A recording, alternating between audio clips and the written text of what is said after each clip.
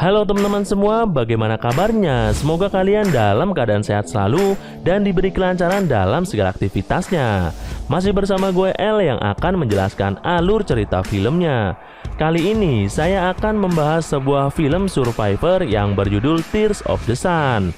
Film ini akan mengisahkan sekelompok pasukan tentara elit yang melakukan misi penyelamatan seseorang dokter di tengah hutan belantara dengan keadaan negara yang sedang kacau. Oke, tanpa berlama-lama lagi, langsung saja kita masuk ke ceritanya.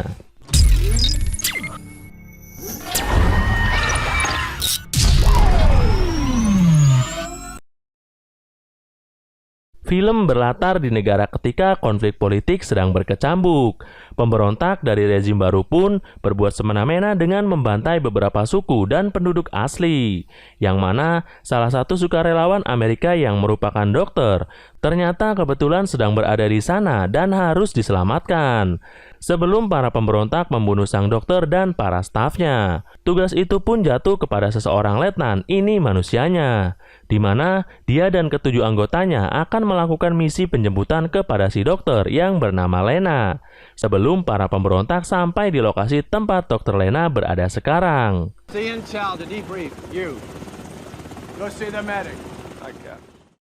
Tepat menjelang fajar, mereka semua pun sudah bersiap di pesawat untuk terjun ke dalam hutan terdekat dengan lokasi dokter Lena berada.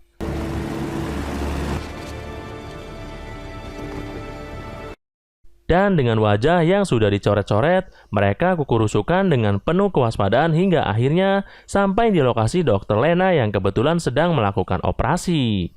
Kedatangan si letnan dan pasukan pun jelas membuat dokter Lena terkejut karena kemunculannya yang tiba-tiba dan tidak jelas.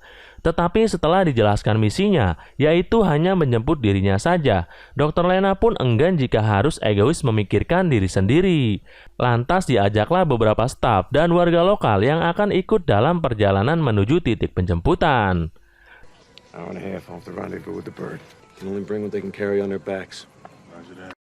Singkat cerita, siang pun tiba.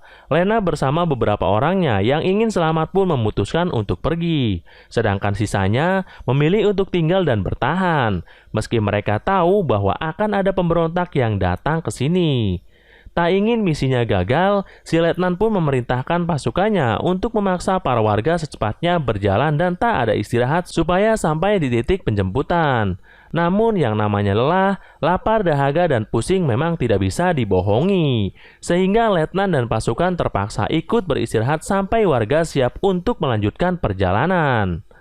Saat itulah muncul beberapa pasukan pemberontak dari arah yang berlawanan, yang nampaknya akan menuju desa tempat mereka berangkat, di mana pada saat bersamaan, baik salah satu warga pun tidak bisa diajak kompromi, sehingga mereka semua nyaris menjadi sasaran empuk para pasukan pemberontak tersebut. Dikira sudah aman, ternyata masih ada satu pemberontak yang tertinggal di belakang. Tapi beruntung, si letnan yang sulit mati alias Daihan pun berhasil menikamnya dari belakang dan membunuhnya secara diam dan rapi. Singkat cerita, esok pagi pun tiba.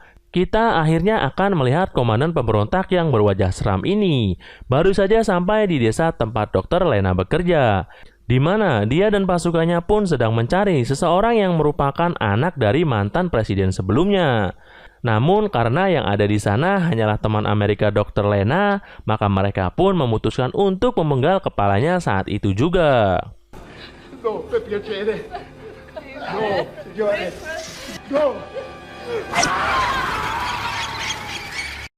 Kembali ke si letnan yang sudah sampai di titik penjemputan, di mana beliau ternyata berbohong akan membawa mereka semua. Karena faktanya helikopter tersebut hanya memuat beberapa orang saja. Lena pun sempat menampar si letnan oleh karena merasa telah dibohongi. Karena faktanya memang dari awal misi letnan adalah hanya untuk membawa dan menyelamatkan dokter Lena dari zona perang tersebut.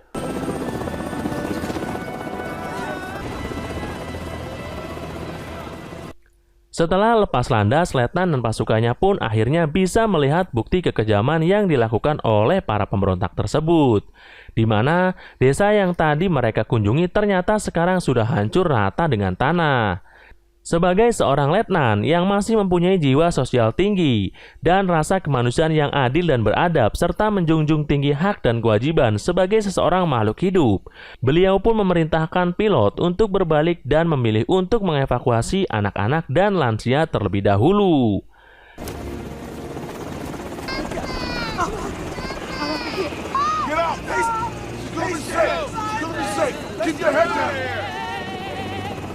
Ketika letnan meminta helikopter jemputan lagi, sang kapten menolak memberikannya oleh karena bahan bakar yang ada sangat-sangatlah terbatas, yang disebabkan oleh konflik yang sedang terjadi. Sehingga kapten hanya memberikan solusi agar letnan dan pasukan berjalan sejauh mungkin melewati hutan untuk sampai ke Kamerun, yang menjadi lokasi aman di luar zona konflik tersebut.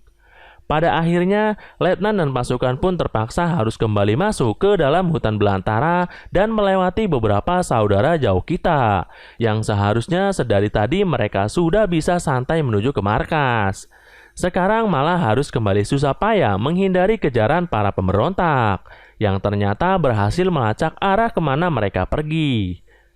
Setelah berkilo-kilo berjalan menyusuri hutan yang tidak ada satupun warkop, akhirnya mereka sampai di sebuah desa yang ternyata juga sedang diserang oleh kelompok pemberontak lain, di mana letnan dan pasukan pun sangat amat dibuat miris tak kalah melihat anak-anak dan wanita disiksa dan dibakar hidup-hidup oleh para tentara pemberontak bajingan tersebut. Bermodalkan pengetahuan strategi taktikal persenjataan dan tubuh tinggi mereka, letnan dan ketujuh anggotanya pun memutuskan untuk mengambil tindakan, di mana saat mereka sudah berhasil membunuh satu persatu pemberontak pun ternyata tetap tidak bisa membalikan seluruh warga desa tersebut, dan hanya menyisakan satu orang ibu yang itu pun sudah dalam kondisi terluka.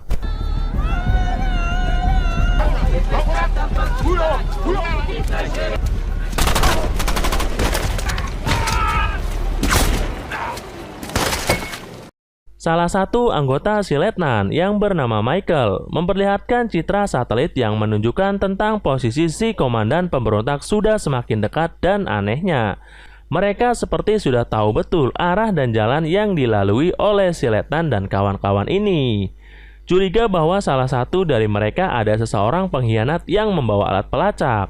Si letnan pun mencoba mengumpulkan mereka untuk mencari tahu. Saat itulah ada seseorang pria yang berlari kabur tapi beruntung berhasil ditembak jatuh oleh salah satu anggota si letnan dan ternyata benar. Pria itu membawa sebuah alat pelacak yang jelas saja para pemberontak tersebut bisa sangat cepat mengetahui posisi mereka.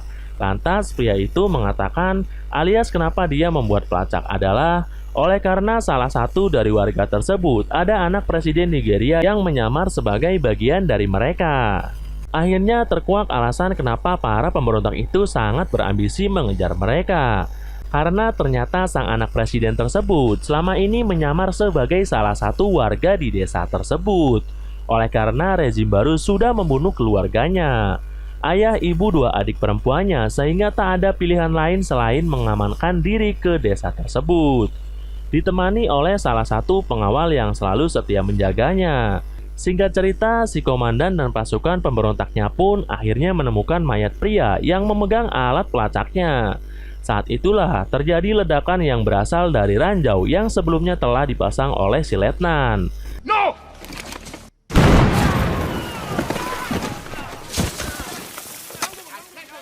Yang mana hal itu semakin membuat murka si komandan dan pasukannya ini. Si letnan sendiri kembali mencoba untuk meminta jemputan kepada kaptennya. Namun dukungan udara saat ini ditolak oleh karena jalur yang dilalui sedang dalam fase kritis dan sangat berbahaya. Karena ini semua adalah tanggung jawab dari keputusannya, si letnan pun bertanya kepada masing-masing anggotanya. Jika salah satu dari mereka ingin berangkat duluan dengan cepat ke zona aman, tapi karena seperti pepatah mengatakan, guru kencing berdiri, murid kencing berlari sambil ocret-ocretan kemana-mana. Mereka bertujuh pun tak bisa meninggalkan mereka semua begitu saja. Karena terlepas dari penting atau tidaknya misi ini, orang-orang Nigeria ini tetaplah manusia yang patut untuk diperjuangkan. Pasukan pemberontak sendiri kini sudah sangat dekat dengan posisi letnan dan kawan-kawan. Untuk itu, mereka pun berhenti bergerak dan bersiap untuk kedatangan mereka. Di antara alang-alang, mereka semua nampak sudah siap dengan setiap serangan. Namun tak disangka, salah satu anggota letnan yang berambut mohak pun harus tertembak di bagian bahu. Lantas dari situ langsung terjadi baku tembak menegangkan, yang mana secara jumlah mereka jelas kalah dari para pemberontak tersebut. Dan sangat disayangkan, Michael pun harus tewas terkena ledakan yang tepat mengenai organ vitalnya.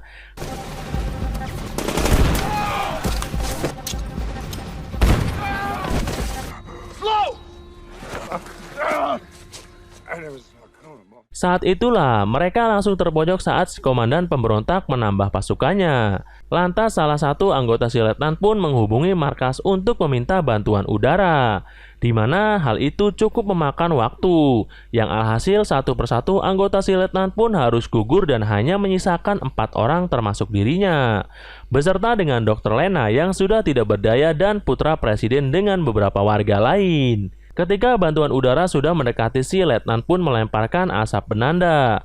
Lantas dihujamlah para pemberontak itu dengan bom yang membuat si komandan dan pasukannya tewas dengan penuh rasa kepuasan.